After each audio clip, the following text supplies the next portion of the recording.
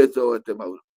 Yo me quedo sobre todo con esta última parte, porque si ustedes se fijan, lo que tratan de posicionar los medios hegemónicos y los actores de extrema derecha, básicamente es abonar, meter más cizaña en Odio. esa conflictividad, en esa tensión que cierto es, hubo entre el movimiento indígena y la Revolución Ciudadana y el expresidente Correa. Entonces tratan de tensionar más, de recordar esos conflictos del pasado, casi, casi como si los siguientes gobiernos, los de No hicieron Moreno, nada. los de Lasso, los de Novoa, poco más y habrían sido unos ángeles de la guarda con el movimiento indígena, unos ángeles de la guardia, cuando en la práctica no es que ha sucedido eso, pues.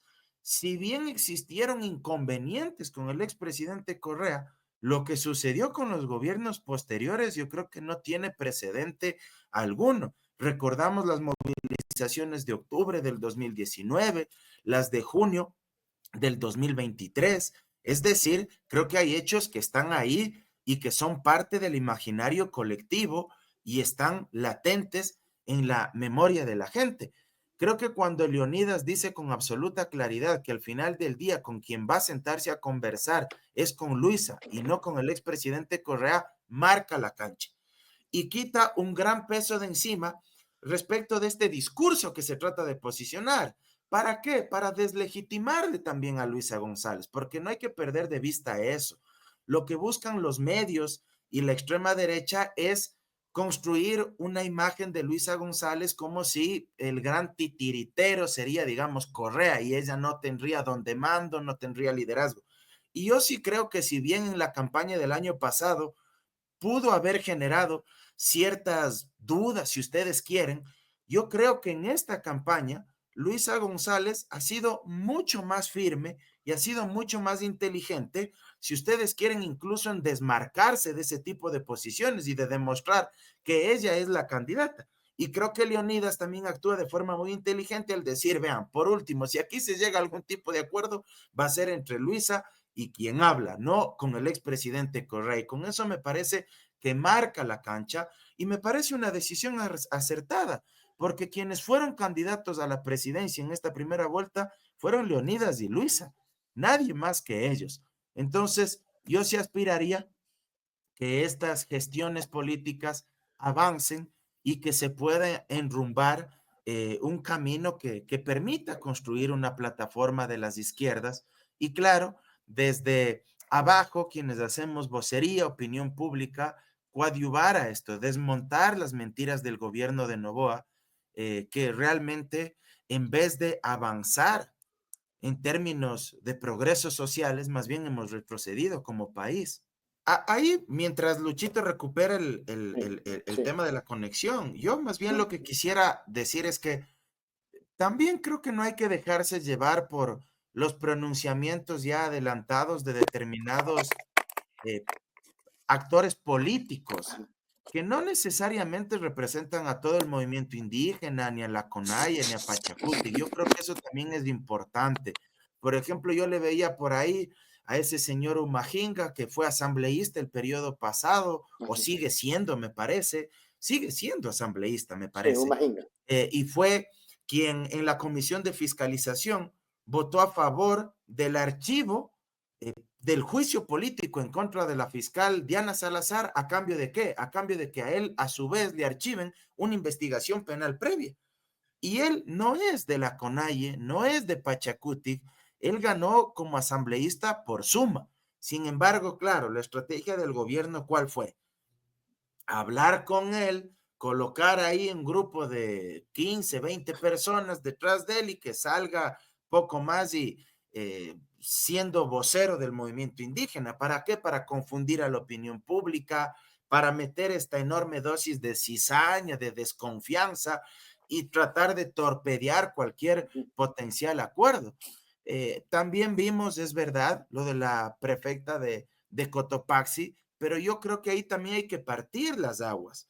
Primero porque ella efectivamente es prefecta de Cotopaxi y ella va a tener, les guste o no a muchos, que coordinar con el gobierno central. Pero lo segundo, y creo que esto es lo más importante, creo que nadie debería sorprenderse de la posición política que ella asuma y no tengo nada personal en contra de ella, pero ¿a qué me refiero? Ella tiene un problema de tipo personal con el expresidente Correa.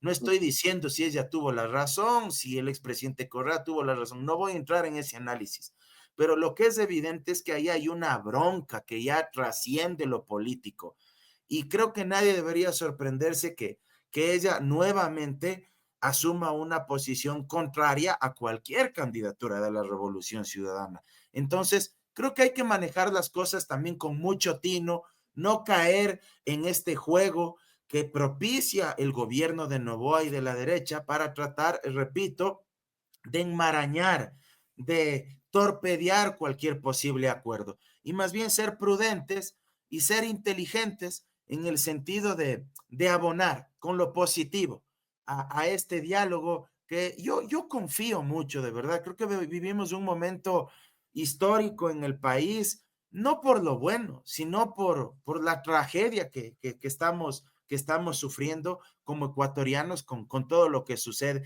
Fíjense solo como elemento que abone para el análisis y para el debate. ¿A quién designan como ministro del Interior?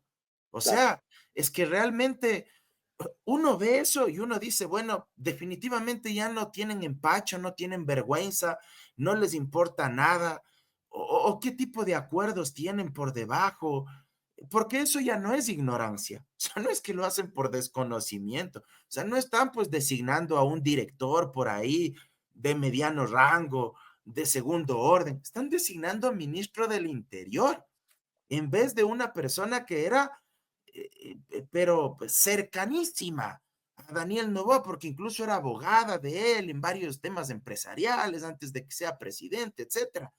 Entonces uno no puede creer que sea una equivocación, que no sabían quién es este general, qué tipo de antecedentes tenía.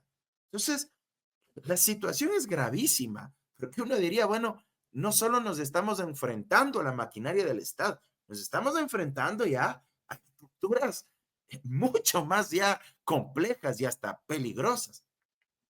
Peligrosas en todo sentido, Mauro, cuando hablamos de que hay un poder tras el poder allí, que es muy duro, porque hace un poco el analista decía, no está mandando Daniel Noboa. Y yo le decía, entonces, ¿quién manda? Porque hubo un momento en que el ejército dijo, yo respaldo a Noboa y nunca le dieron espacio a la vicepresidenta legal del Ecuador.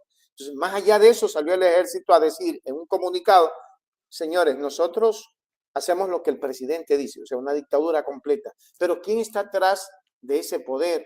Es la pregunta del millón.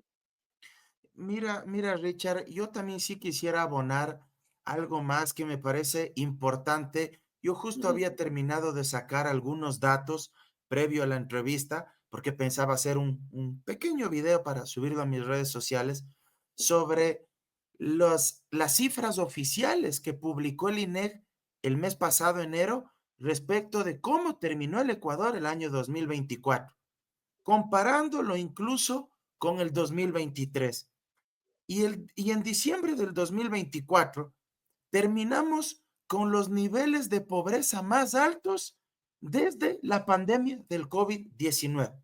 Repito, diciembre del 2024 el país terminó con niveles de pobreza más altos que se recuerde desde la pandemia del COVID-2020. Es decir, en el gobierno de Noboa, durante un año de gobierno, se incrementaron los pobres y aquellos que viven en condiciones de extrema pobreza. El 28% vive en pobreza con ingresos menores a $91 al mes. Más de 5 millones de ecuatorianos viven en esa condición, de los cuales el 12% se encuentran en pobreza extrema. En conclusión, por Richard Díaz, por Hechos Ecuador es la noticia del momento.